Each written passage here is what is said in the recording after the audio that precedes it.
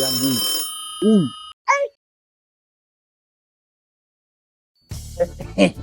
Usinichekeshe kama unajifunza pombe. Hamna. Nimekuazima kanzu yangu sasa hivi na wiki 2. Simu zangu pokei mpaka nafika mpaka hapa na unaniona msumbufu, nimekuwa msumbufu sasa hivi, si ndio? Mimi nataka kanzu yangu. Kanzu ipo. Yaani kuswala la kanzu.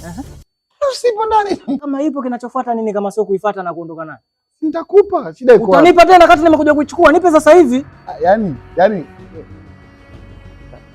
kanipe kanzu. Wewe kigugumizi ndugu yangu umekipata lini? Wewe si mzima wewe. Ukitoka kulala sijui. Yaani niko nakwambiaje? Ile pale kanzu. Ndio. Unakumbuka ile shughuli ile? Nilienda shuleni? Kakule. Bwana harusi, mimi namwambia bwana harusi, namwambia bwana, usimbebe huyo mnene bibi harusi, usimbebe. Mimi nambeba mpaka kwenye gari kule.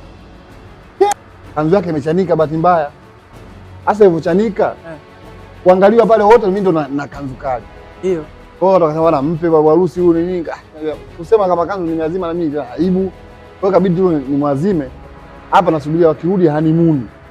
Nikaichukue kanzu nikuletee kanzu yako. Wewe uliniambia iko ndani. Sasa hizi unaniambia tena sijui imefanyaje huko.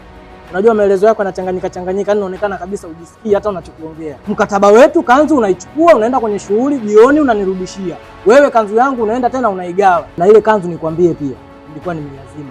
Yule rafiki yangu mwanajeshi anaitwa nani? Fande Juma. Ametoka kozi jana. Sasa amekumbuka ile kanzu yule atakaivae, kuna sehemu atakaende. Kwa hapa hamna tunyanyuke wote, wewe ukamueleze hayo unaoniambia mimi. Oh no.